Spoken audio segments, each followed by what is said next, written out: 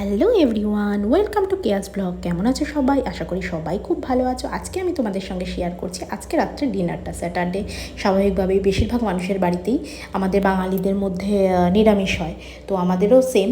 তো সেজন্য আজকে আমি রান্না করেছি ডালের বড়ার ডালনা, আর তার সাথে ভাত, আর সাথে তো বড়া ভাজা আর ঘি না হলে চলেই নাই। তাই আমি প্রথমেই সব ডেলির যে মশলাগুলো, আদা বাটা, লঙ্কা বাটা, টমেটো পিউরি,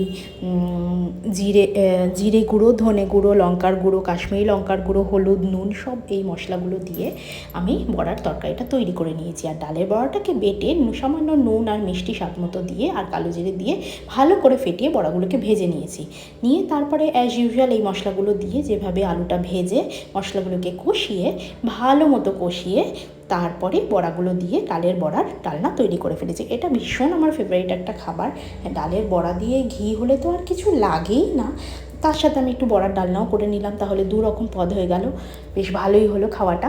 তো আমি রান্নাবান্না সব হয়ে গেছে, এখন আর রেডি, মানে এখন আর ওয়েট করা যাবে না। তো সেই জন্যই সাথে সাথে আমি ভাত বেড়ে নিচ্ছি। এই ভাতটা হচ্ছে আমার আর আমার মেয়ে আমরা দুজনে ছোটোবেলা থেকেই আমরা একসঙ্গে খাই। তাই তোমরা ভেবো না যে কী রে বাবা রাক্ষসের মতো এত ভাত নিয়েছে, এত ভাত খাবে, একদমই না, আমরা দুজনে মিলেই খাবো ভাতটা। তো নিয়ে নিলাম দুটো বড়া ভাজা, বেশি ভাজা নিলাম না কারণ আবার ঝোলের বড়া আছে, তো সেই জন্য বড়া ভাজা, একটা কাঁচা লঙ্কা, একটু নুন সামান্য, নুনটা যতটা নিয়েছি পুরোটা আমি ভাতে মাখবো না, বাচ্চা খাবে তো। কিন্তু যদিও 5 বছর হয়ে গেছে ওর, তবুও যাই হোক, কিন্তু একটু নুন না হলে তো ভাতে ঘি মাখবো সেটা তো মানে ভালো লাগবে না, টেস্টফুল লাগবে না। তো সেই জন্য একটু নুন নিয়ে নিলাম। সাথে এখন বাটিতে আমি বড়া ডালনাটা বেড়ে নিচ্ছি, 2 পিস বড়া নিচ্ছি, 2টো আলু আর একটু ঝোল নিয়ে নিচ্ছি। এটাই সাফিসিয়েন্ট আমার মনে হয়, পরে লাগলে আবার দেখা যাবে। তো এবার চলো আমরা রসিয়ে রসিয়ে খাবো।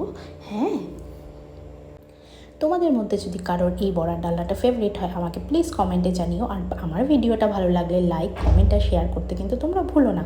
হ্যাঁ, আর যদি রেসিপিটা ভালো লাগে অবশ্যই আমাকে জানিও। আমি এই পুরো রেসিপিটা তোমাদের সঙ্গে ইউটিউবে শেয়ার করব, যাতে তোমাদের বুঝতে সুবিধা হয়। আশা করি কম বেশি সবাই জানো, তবুও এক একটা রেসিপি থাকে দেখে মনে হয় যে এটা কিভাবে রান্না হয়েছে সেটা একটু দেখি, হয়তো একটু ডিফারেন্স আমাদের থেকে হতেও পারে।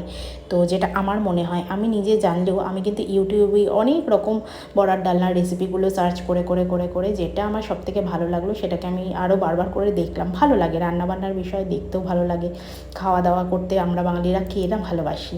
তো সেই জন্য দেখে সেটা থেকে সবথেকে ভালো যেটা মনে হলো সেটাকেই অনুসরণ করে আমি আজকের বড়ার ডালনার রেসিপিটা করেছি। তাই তোমাদের যদি ভালো লাগে আমার এই রেসিপিটা আমাকে প্লিজ জানিও, আমিও তোমাদের সঙ্গে এই রেসিপিটা শেয়ার করব। আগে শেয়ার করলাম না কারণ সবাই মোটামুটি জানে। যদি কারোর মনে হয় যে রেসিপিটা শেয়ার করলে ভালো হয় তাহলে আমাকে কমেন্ট বক্সে জানাবে, আমি অবশ্যই রেসিপি তোমাদের সঙ্গে শেয়ার করব। ঠিক আছে, চলো আমাদের বড়া ভাজা আর ঘি দিয়ে ভাত খাওয়া হয়ে গেছে, দেখতেই পাচ্ছ।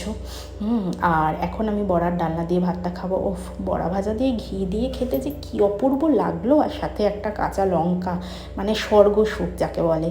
মানে এই ফিলিংসটা সত্যিই বলে বোঝানোর নয়, কারণ পুরো গরম ভাতটাই আমি বড়া ভাজা আর ঘি দিয়ে মানে খেয়ে নিতে পারবো, এতটাই ভালো লাগে।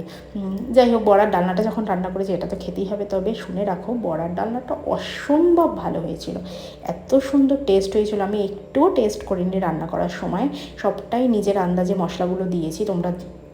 আমি যখন রেসিপিটা শেয়ার করব তোমরা সেটা দেখতেও পাবে। তো মানে দেখো আমার থালায় আর কিচ্ছু পড়ে নেই, পুরো ক্লিন, বুঝতেই পারছো এর থেকে যে কেমন হয়েছে। তোমরা ভালো লাগলে একটা লাইক করে দিও। Thank you, tata, bye bye, সবাই খুব ভালো থেকো।